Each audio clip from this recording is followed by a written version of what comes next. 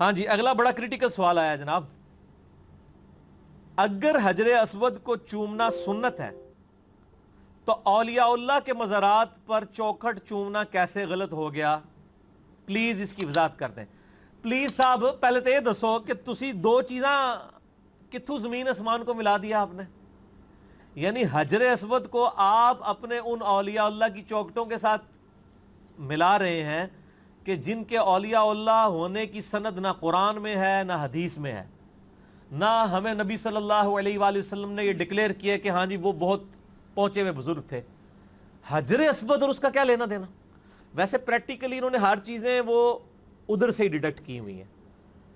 غلاف کعبہ خانہ کعبہ پہ چڑھایا جاتا تھا، صحیح بخاری میں ہے کہ نبی علیہ السلام کی بعثت سے پہلے بھی غلاف کعبہ لوگ چڑھاتے تھے، آپ نے بھی غلاف کعبہ کو کنٹینیو کیا۔ آج کل جو غلاف کعبہ چڑھ رہا ہے نا، جس پہ جناب کروڑوں روپے کا سونا لگ رہا ہے، یہ تو درست نہیں ہے۔ صرف غلاف کعبہ سمپل ہونا چاہیے۔ اسی کی انہوں نے نقل اتاری، قبروں کے اوپر غلاف چڑھانے شروع کر دیے، چادروں کی شکل میں، مزارات اور یہ اس طرح کے سارے، یعنی اس چیز کا ڈیٹیکٹ کیا۔ اچھا، خانہ کعبہ شریف کا غسل شروع ہوا زمزم کے ساتھ یا عطر کے ساتھ، الگ کوئی ضرورت نہیں اتنے بڑے لیول کا عطر لگانے کی، سمپل بھی دھو لیا جائے تو کافی ہے، چلے وہ خوشبو کے لیے لگا لیتے ہیں، چلے کسی حد تک اس کا جواز نکلے گا۔ یہاں پہ آپ کو پتا ہے مزارات کو غسل دیے جاتے ہیں، یہ ساری انالوجی وہاں سے لے رہے ہوتے ہیں۔ اس کا مطلب ہے کہ یعنی جو چیزیں اللہ نے شعر اللہ ڈکلیئر کی ہیں ان کے مقابلے پہ آپ اپنی مرضی سے شعر اللہ ڈکلیئر کر رہے ہیں۔ بخاری اور مسلم کی متفق علیہ حدیث ہے کہ میرے گھر سے لے کے میرے ممبر تک جنت کے ٹکڑوں میں سے ایک ٹکڑا ہے، اور اس پہ امام بخاری نے باب باندھا ہے قبر رسول سے ممبر رسول جنت کا ٹکڑا ہے، کیونکہ اب پریکٹیکلی اب آپ صلی اللہ علیہ وآلہ وسلم کی مبارک قبر ہے اس حجرہ عائشہ میں۔ اس کے علاوہ تو کسی جگہ قرآن و حدیث میں نہیں آیا کہ کوئی جگہ جنتی دروازہ ہے یا بہشتی دروازہ ہے یا بہشتی ٹکڑا ہے، لوگوں نے خود سے ڈکلیئر کر دیا۔ اور اس ریاض الجنہ کے بارے میں کہیں یہ نہیں آیا کہ جو یہاں پہ داخل ہو جائے تو وہ جنتی ہوگا، ورنہ آپ کی وہ سارے حکمران جن کو آپ گالیاں نکالتے ہیں اور آپ کو یہ شرح صدر ہے کہ یہ دوست کی ہیں، وہ تو بیٹھے ہی ریاض الجنہ میں ہوتے ہیں جا کے، تو جنتی ان کو ہو جانا چاہیے۔ ہاں، وہ اعلیٰ حضرت نے ایک شعر لکھا ہے کہ جنت میں آ کے نار میں جاتا نہیں کوئی، وہ کہتے ہیں جنت میں آنے کے بعد جو ایک دفعہ جنت میں داخل ہو جائے گا پھر دوزخ میں نہیں جائے گا، تو کہتے ہیں کہ یا اللہ میں بھی ریاض الجنہ میں آ گیا ہوں تو میں اللہ سے امید کرتا ہوں کہ میں دوزخ میں نہیں جاؤں گا۔ اس طرح امیدیں کرنے سے تو کوئی نہیں ہوگا، ورنہ تو لوگ ٹکٹ کٹا کے حرام کے پیسوں پہ بھی ہر سال ماشاءاللہ وہاں اعتکاف بھی بیٹھے ہوئے ہوتے ہیں جا کے، اور ریاض الجنہ سے ہٹتے ہی نہیں، اور پھر بڑے فخریہ بتا رہے ہوتے ہیں میں انے نفل پڑھے، روزہ شریف کے سامنے بھی یعنی باقیوں کا حق بھی مارنے کے لیے گھنٹوں کھڑے رہتے ہیں۔ ایسا نہیں ہونا چاہیے، سب کو موقع دینا چاہیے۔ تو یہ لوگوں نے خود سے بنا لی ہوئی ہیں، اور ان چیزوں کو ان کے ساتھ کمپیئر کرنا بہت بڑا ظلم ہے۔ حجر اسود کو آپ اپنے بزرگوں کی چوکھٹ کے ساتھ کمپیئر کریں، اور پچھلے دنوں جو عمران خان صاحب نے جو کچھ کیا اس کے اوپر میرا دعوت اصلاحی ان کے حامیوں کے لیے بھی ان کے مخالفین کے لیے بھی، وہ آپ یوٹیوب پہ جا کے لکھیں Imran Khan chairman P T I کو دعوت توبہ، تو میرا کلپ الحمدللہ ہزاروں لوگ دیکھ چکے ہیں، اور پی ٹی آئی والوں نے اس کو پازیٹیو لیا اس حوالے سے کہ جنہوں نے دیکھ لیا دیکھے، جنہوں نے نہیں دیکھا انہوں نے کہا پتہ نہیں کیڑا گستاخی دا فتویٰ ساڑھے چیئرمین صاحب تے لاتا ہے، جنہوں نے دیکھا انہوں نے تو پھر شیئر بھی کرایا، اور جو دوسرے لوگ تھے انہوں نے کہا جی آپ نے عمران خان کی خام خواہ فیور کر دی ہے، رگڑا لگانا تھا فل۔ تو وہ جس نے جو چشمہ لگایا ہوتا ہے اس کو وہی کچھ نظر آتا ہے۔ ہم تو سچائی کی بات کرتے ہیں جتنی ہے، کوشش کرتے ہیں، باقی حرف آخر تو کوئی بھی نہیں۔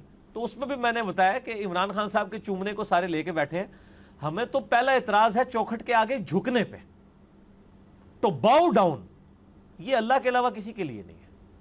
اور جو اولیاء اللہ یا پرہیزگار علماء کے ہاتھ چومنے میں بھی ٹو باؤ ڈاؤن نہیں کرنا ہوتا، ان کے ہاتھ آپ نے اوپر لے کے یوں چومنے ہوتے ہیں، نہ کہ ٹو باؤ ڈاؤن کریں۔ تو چوکھٹ کے چومنے کو حجر اسود سے دلیل لے رہے ہیں۔ حجر اسود سے دلیل لینے کا آپ پھر مطلب خود ہی سمجھ سکتے ہیں کہ انہوں نے ان کو کیا ڈکلیئر کیا ہوا ہے۔ حجر اسود تو میرے بھائی وہ پتھر ہے کہ جو جنت سے نازل ہوا ہے، جامعہ ترمذی میں حدیث ہے کہ یہ جنت سے نازل ہوا ایک یاقوت ہے، صحیح سند کے ساتھ۔ یہ نازل ہوا تھا جب یہ بالکل سفید تھا، پھر اولاد آدم کے گناہوں کی وجہ سے یہ سیاہ پڑ گیا۔ اسی طریقے سے جامعہ ترمذی میں ایک حدیث ہے صحیح سند کے ساتھ کہ قیامت والے دن اللہ تعالیٰ حجر اسود کو آنکھیں بھی دے گا اور زبان بھی دے گا، اور یہ گواہی دے گا ان لوگوں کے بارے میں جس نے حجر اسود کو چوما ہوگا. حجر اسود جنتی یاقوت، حجر اسود خانہ کعبہ میں لگا ہوا. مجھے بتائیں نبی علیہ السلام نے خانہ کعبہ شریف کی دیوار کے کسی ایک پتھر کو بھی کبھی چوما ہے سوائے حجر اسود کے؟ اگر آپ کہتے ہیں کہ بزرگوں کی چوکٹوں کو چومنا یہ باعث برکت ہے تو کعبے کی چوکٹ کیوں نہیں نبی علیہ السلام نے چومی؟ علمی جواب، الزامی جواب، اینٹی وینم پھکی. نہ میں وابی نہ میں بابی، میں ہوں مسلم علم و کتابی. نہ میں وابی ہوں جو آپ سو کارڈ ایسی باتیں سن کے لوگوں کو وابی کا فتویٰ، اور نہ میں بابوں کا ماننے والا بابی ہوں. میں علم و کتابی آدمی ہوں. مجھے بتائیں خانہ کعبے کی دروازے کی چوکٹ کو نبی علیہ السلام نے کیوں نہیں چوما؟ کعبے میں صرف ایک پتھر ہے جس کو نبی علیہ السلام نے چوما. رکن یمانی کو بھی صرف ہاتھ مس کیا، چوما نہیں ہے. اور وہ جس پتھر کو چوما وہ بھی اس دنیا کا پتھر نہیں، جنت کا یاقوت. اس کے ساتھ اپنے بزرگ بابوں کے، پاکستانیوں کے حرام اور حلال کے پیسے مکس، ناچ گانے والے جہاں پہ سارے معاملات ہو رہے ہوتے ہیں، خلاف شرع کام ہو رہے ہوتے ہیں، وہاں پہ چندے اکٹھے ہو کے جو مزارات بنائے گئے، ان کو آپ حجر اسود کے ساتھ کمپیئر کر رہے ہیں. تو میں تو پھر آپ کے یعنی مسلمان ہونے پہ ہی شک کروں گا. ایک مسلمان کی تو غیرت نہیں. اب آپ کی وہ گستاخانہ سوچ کہاں گئی کہ جی گستاخی ہو گئی ہے؟ یہ حجر اسود کی گستاخی نہیں ہے. اور پھر سیدنا عمر نے ایسا فتویٰ دیا ہے کہ سارے تواڈے جھوٹے عقیدے ٹھپ کے رکھ چھڑے نے. بخاری اور مسلم دونوں میں حدیث ہے، حجر اسود کے پاس سیدنا عمر آئے رضی اللہ تعالیٰ عنہ علیہ السلام اور کہا حجر اسود تو ایک پتھر ہی ہے، نہ کسی کو نفع دے سکتا ہے نہ نقصان دے سکتا ہے. میں صرف اس لیے چوم رہا ہوں کہ میں نے نبی علیہ السلام کو چومتے ہوئے دیکھا ہے. یعنی انہوں نے کہا میں سنت پوری کر رہا ہوں، ورنہ یہ میرا عقیدہ کوئی نہیں کہ تو کسی کو نفع نقصان دے سکتا ہے. تو سر جو لوگ اس خواہش میں ہے کہ ہم کسی بزرگ کی چوکھٹ چوم کے پرائم منسٹر بننا چاہتے ہیں، تو میں ان کو یہ کہتا ہوں کہ اللہ کے بندو، ٹرمپ نے کس بزرگ کی جا کے وہ چومی ہے کہ وہ بن گیا؟ ٹھیک ہوگا جی، وہ سارے ہی چوم رہے ہیں. آپ دیکھ لیں ہمارے جتنے سیاسی لیڈر ہیں، چاہے آپ وہ بلاول بھٹو صاحب کو دیکھ لیں، وہ بھی ایک مزار سے اپنی سیاسی مہم کا آغاز کرتے ہیں. نون لیگ والوں کو دیکھ لیں، وہ کسی اور مزار سے سارے ہی آغاز کر رہے ہیں. ٹھیک ہے نا، اور ہمیشہ سے کرتے آ رہے ہیں. یعنی ان چیزوں کے ساتھ فیصلے ہونے ہیں. یعنی آپ لوگ اپنی دنیا کے چکر میں اپنی آخرت بھی برباد کرنا چاہتے ہیں. اللہ سے ڈرنا چاہیے. اور حجر اسود پہ سیدنا عمر کیا فتویٰ دے رہے ہیں؟ تو کسی کو نفع نقصان نہیں دے سکتا. حجر اسود ہے جنتی یاقوت، اور یہاں لوگ کہہ رہے ہیں یہ آپ انگوٹھی ہیں اور یہ نگینے پہنے تو اس سے آپ کو فائدہ ہوگا. اور جو جنت کا یاقوت ہے وہ کوئی نفع نہیں دیتا، تو اڑے دنیا نے یاقوت آنے کے کرنا جائے. اسلام جو ہے وہ انہی توہمات کے خلاف تھا. قرآن حکیم میں واضح ہے، لا تقف ما لیس لک بہ علم ان السمع والبصر والفؤاد کل اولئک کان عنہ مسئولا. اے انسان کسی چیز کی پیروی اس وقت تک مت کر جب تک کہ تیرے پاس اس کے بارے میں ڈیفینیٹ علم نہ آ جائے. بے شک آنکھ، کان اور عقل، دل یا دماغ دونوں چیزیں ہو سکتی ہیں. اس کے بارے میں تم سے پوچھا جائے گا کہ ان چیزوں کو استعمال کر کے تم نے حق بات کیوں نہیں حاصل کی. کالی بلی راستہ کاٹ دے، نحوست ہے. تو یہ تو ہندوانہ سوچ ہے نا. لائن آپ ایک گورے کے سامنے سے کالی بلی گزاریں. آسٹریلیا کے جتنے بہترین بیٹسمین ہیں ان کے سامنے کالی بلیاں ساری پھینکیں، پھر بھی تو ہم چھکے مارن گے تواڈے بالراں نوں. اور تواڈے بالر پاویں 50 تعویذ بھی پا لین نا، انہوں نے پھر بھی چھکے پیڑے جے. کیا بات کر رہے ہیں؟ یعنی بالکل ہندوانہ سوچیں. یعنی اسلام نے تو کہا یا ریویلڈ نالج ہو، وہی کا علم کہ آپ کے پاس کوئی دلیل ہو، یہ ڈیفینیٹ علم ہے. کہیں اس میں لکھا ہوا ہے کہ یہ آپ نے نگینے پہننے سے یا بزرگوں کی چوکٹیں چومنے سے آپ کو کچھ ملنا ہے تو لائیں دکھائے. دوسرا ہے acquired knowledge, the knowledge obtained through observations and experiments is known as science. اگر سائنس تصدیق کر دے کہ بلی کالی گزرنے سے کوئی نقصان ہوتا ہے ہم مان لیں گے. قرآن نے دونوں علوم کی طرف ہمیں رہنمائی کی ہے. ہم کئی چیزیں سائنسی علوم سے ہی مان رہے ہیں نا. یہ فزیکل فینومینا آف نیچر ہے نا، یہ آلاء اللہ ہے نا، اللہ کے جو قوانین قدرت ہے نا، انہی کو ہم لے کے چل رہے ہیں نا. پٹرول جو ہے وہ آگ کو بھڑکا دیتا ہے، ہمیں قرآن و حدیث کی دلیل کی ضرورت نہیں ہے. فزیکل فینومینا آف نیچر ہے، اسٹیبلش ہے. اور یہ جناب چوکٹوں کے اوپر جا کے پھر وہ کہہ رہے ہیں حجر اسود کے ساتھ. یعنی میں کہتا ہوں یہ علماء کی مت کہاں ماری جاتی ہے، کن کن چیزوں کو جا کے کمپیئر کر رہے ہوتے ہیں. یعنی آپ نے مرنا نہیں، اللہ کو جان نہیں دینی. نبی صلی اللہ علیہ وآلہ وسلم کے صحاب تو یہ بات کر رہے ہیں حجر اسود تو ایک پتھر ہے، نہ کسی کو نفع دے سکتا ہے نہ نقصان. بخاری مسلم دونوں میں موجود ہے. سیدنا عمر کہتے ہیں اگر میں نبی علیہ السلام کو نہ دیکھتا تو میں کبھی نہ چومتا. اس کے آگے انہوں نے ایک وہ کہانی ایڈ کی ہوئی ہے کہ حضرت علی پاس کھڑے تھے, انہوں نے کہا کہ اے عمر یہ نفع بھی دیتا ہے اور نقصان بھی دیتا ہے, ٹھیک ہے, کہ اہل ایمان کے ایمان کی گواہی دے گا اور کافروں کی وہ دے گا. یہ سیدنا علی والا جو پورشن ہے یہ المستدرک للحاکم میں ہے, اور اس میں ابو ہارون متروک راوی ہے, کذاب راوی ہے, یہ جھوٹا پورشن ہے. اگلا پہلا پورشن ہی درست ہے. باقی ترمذی میں روایت ہے کہ قیامت الدین حجر اسود کو آنکھیں ملیں گی اور زبان ملے گی, وہ گواہی دے گا جس نے اس کو چوما. وہ صرف حجر اسود کی خصوصیت نہیں ہے, آپ جن جگہوں پہ نماز پڑھتے ہیں نا وہ نماز بھی گواہی دے گی, وہ جگہ بھی گواہی دے گی. قرآن میں آتا ہے آپ کے ہاتھ بھی گواہی دیں گے, آپ کے کان بھی گواہی دیں گے, آپ کے پاؤں بھی گواہی دیں گے. آپ نماز پڑھنے گئے ہیں تو آپ پھر اپنے پاؤں چومنے شروع کر دیں, پھکی ان چیزوں نے بھی گواہی دینی ہے نا. اگر بزرگوں کی چوکٹوں نے گواہی دینی ہے تو پھر یہ آپ کی اپنی چیزیں ہیں, ان کو چومنا شروع کر دیں.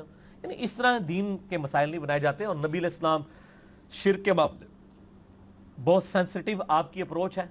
اس میں یعنی کوئی بھی چیز جو آپ کو اللہ کے مقابلے پر کسی اور در کی طرف لے جائے, نبی علیہ السلام نے اسے انڈورس نہیں کیا. مسند احمد میں صحیح سند کے ساتھ حدیث ہے, الادب المفرد کے اندر موجود ہے, صحیح سند سے امام بخاری کی کتاب میں الادب المفرد.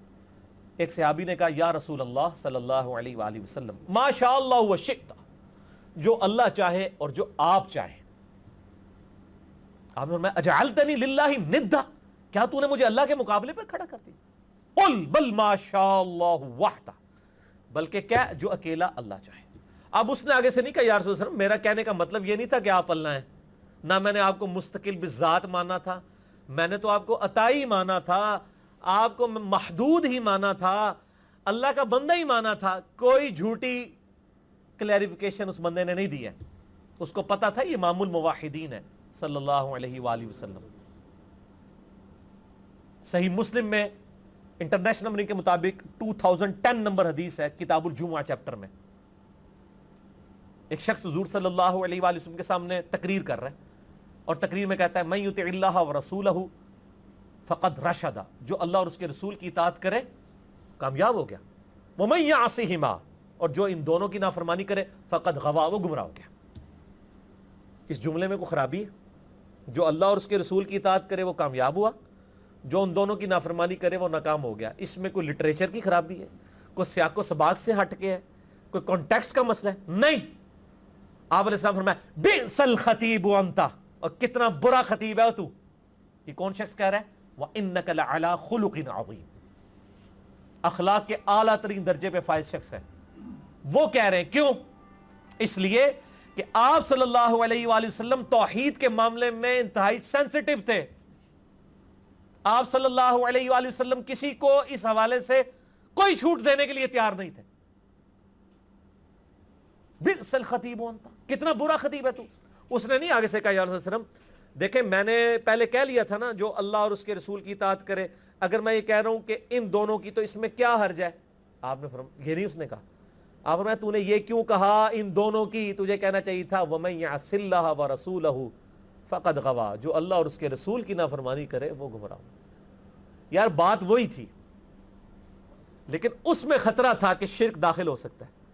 ادھر آپ کو وہ جناب وہ بزرگوں کے شعر سنا رہے ہوتے ہیں, ہک ہے ہک ہے ہک ہے, جڑا ہک کی ڈو آکھے وہ کافر و مشرک ہے. ہم کہتے ہیں جڑا ڈو کی ہک آکھے وہ کافر و مشرک ہے. نبی علیہ السلام نے یہ فرمایا. اور ابو داؤد میں 1099 نمبر حدیث ہے, اسی حدیث کا آگے طریق ہے مسلم والی. آپ فرمایا قم اذهب, اٹھ ادھر سے نکل جا. یعنی اتنا آپ کا غصہ, آپ نے کہا اس ٹائم تو اپنی شکل دور کر ادھر سے. سر یہ بہت سینسٹیو مسئلہ ہے, انہوں نے بنایا ہوا تماشا. ابو داؤد ترمذی ابن ماجہ میں حدیث ہے, ابو داؤد میں ڈیٹیل کے ساتھ ہے. ایک صحابی نبی علیہ السلام کے پاس آئے, سجدے کی اجازت مانگی. دوسری روایت میں آتا ہے سجدہ کر دیا. آپ فرمایا سر اٹھا, یہ کیا کر رہا ہے؟ اس نے کہا رسول اللہ میں کوفے کے پاس ہیرا نامی ایک شہر ہے, وہاں گیا تھا, وہ لوگ اپنے سردار کو سجدہ کرتے ہیں, تو میں نے کہا کہ میں بھی آپ کو سجدہ کروں. قیاس کیا, اور بھائی صحابی کا قیاس بھی ہونا وہ بھی مردود ہے اگر قرآن و سنت سے ٹکرا جائے. تم لوگ اپنے بزرگ بابوں کے قیاس لے کے بیٹھے ہوئے ہو, پھر تو میں کہوں گا نہ میں وابی نہ میں بابی, میں ہوں مسلم علم و کتابی. آپ اپنے بزرگوں کے قیاس لے کے بیٹھے ہوئے. صحابی کا قیاس نہیں نبی علیہ السلام نے. آپ فرمایا سر اٹھا, بتا جب میں فوت ہو جاؤں گا تو میری قبر سے گزرے گا, کیا میری قبر پہ بھی سجدہ کرے گا؟ کہا یا رسول اللہ نہیں. فرمایا پھر مجھے کیوں سجدہ کر رہا ہے؟ اگر میں سجدہ جائز سمجھتا تو بیویوں سے کہتا کہ اپنے خامدوں کو سجدہ کریں اس حق کے سبب جو اللہ تعالیٰ نے ان کو دیا ہے. یعنی ان کو بھی اللہ نے اجازت نہیں دی ہے, اگر ہوتا تو ان کو ہوتا. اور آپ جناب بزرگوں کی چوکھٹیں چوم رہے ہیں, اور وہ آپ کی بیگم صاحبہ جو آپ کو ساتھ وہاں لے گئی ہیں چوکھٹ کے اوپر, اس بیگم کو چاہیے تھا, اس نے کوئی چومنا ہی تھا تو اپنے خامد کے پاؤں چوم لیتی, وہ بھی حد رکوع کے بغیر. خامد کو بٹھاتی چارپائی کے اوپر, خود نیچے زمین پہ بیٹھ کے, تو خامد کے پاؤں چوم لیتی نا, تو ہم کو فتویٰ نہ لگاتے. الٹا ہے کہ وہ چومنے کی بجائے انہوں نے جا کے وہ خامد کو بھی جا کے چوکھٹ کے اوپر جو ہے جھکوا دیا. ہم تو بڑی امیدیں لگا کے بیٹھے ہوئے ہیں میرے بھائی,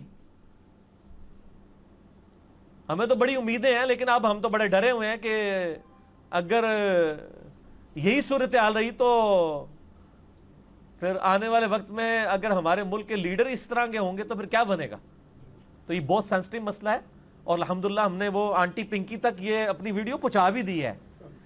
وہ ہاں جی پاک پتن سے کچھ لوگ تھے جو علم و کتابی تھے, انہوں نے پھر بتایا کہ جی ہمارے تو ان کے ساتھ تعلقات ہیں اور ہم نے آپ کی ویڈیو ان کو شیئر کروا دی ہے. تو جواب کوئی نہیں آیا, تو چلیں دیکھ لیں, انشاءاللہ یہ کلپ بھی چڑھ جائے گا قبروں کے چومنے کے حوالے سے, تو معاملات مزید کلیئر ہو جائیں گے. میرے بھائی یہ بہت سینسٹیو مسئلہ ہے, اس کو مطلب لوگ تو کہتے ہیں یار کیا ہو گیا, اور میں نے دیکھا کئی علماء آئے ہیں انہوں نے پھر کلپ چڑھائے ہیں کہ جی اولیاء اللہ سے بغض ہے. میں پھر اس پہ کہتا ہوں آپ کو حجر اسود سے بغض ہے جو آپ نے یہاں پہ چوکھٹیں بنا لی ہیں چومنے کے لیے. آپ کو ریاض الجنہ سے ہے جو آپ نے بہشتی دروازے بنا لیے ہیں یہاں پہ, آپ کو ریاض الجنہ سے بغض ہے. اور آپ دیکھ لیں وہ یعنی وہ 7 کے اندر تو انہوں نے باقاعدہ پورا حج کرواتے ہیں, انہوں نے ساری وہ رمی والی جگہ بھی بنائی ہوئی ہیں, جعلی زمزم بھی بنایا ہوا ہے, سارا کچھ بنایا ہوا ہے. ٹھیک ہے نا, تو پھر ہم یہ اصل تو مسئلہ یہ آپ نے عوام کو کہیں لگا دیا, آپ بزرگوں کے رونے رو رہے. اللہ کے بندو, ان بزرگوں کی کوئی اللہ نے سند نازل نہیں کی, اگر سند بھی نازل ہو تو یہ معاملات تو نہیں ہوں گے. ٹھیک ہے نا جی, اور پھر جعلی روایتیں لا کے پیش کرتے ہیں, اور جو ہر جگہ کو جعلی روایتیں جمع ہے نا وہ جمع کر کے تو وہ پیش کرنا شروع کر دیتے ہیں. اور وہ جعلی روایتیں ہوتی بھی صرف نبی علیہ السلام کی ذات سے ریلیٹڈ ہیں, ان کے تبرکات سے ریلیٹڈ. ٹھیک ہے نا جی, وہ تو ہم آلریڈی جو بخاری مسلم میں مانتے ہیں. صحیح بخاری میں نبی علیہ السلام کی وفات کے بعد ام سلمہ نے ایک کرتا نکالا اور فرمایا ہم اس کا 2 مریضوں کو شفا کے لیے پلاتے ہیں. صحیح مسلم میں آتا ہے کہ ایک بال مبارک تھا, وہ نکالا گیا, وہ مریضوں کو 2 کے لیے دیا جاتا تھا. تو نبی علیہ السلام کے تبرکات سے میرے بھائی آپ اپنے بزرگ بابوں کے تبرکات کس طرح ثابت کر رہے ہیں؟ ان کی کون سی سند نازل ہوئی ہے؟ کیا سیدنا ابوبکر صدیق نے اپنے کبھی کرتے کا 2 کسی کو پلایا ہے؟ یا انہوں نے کہا ہو کہ میری وفات کے بعد میری چوکھٹ کو آ کے چومنا؟ تو آپ میرے بھائی اپنے لوکل بابے کہاں لے کے بیٹھے ہوئے ہیں, اللہ سے ڈر جائیں.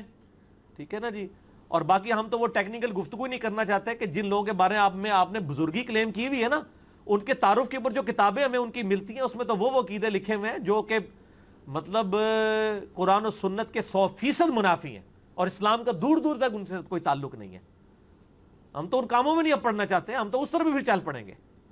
تو اس لیے اللہ سے ڈریں اور قرآن و سنت کی تعلیمات کے اوپر عمل کریں. ہاں جی جناب, اگلا سوال ہے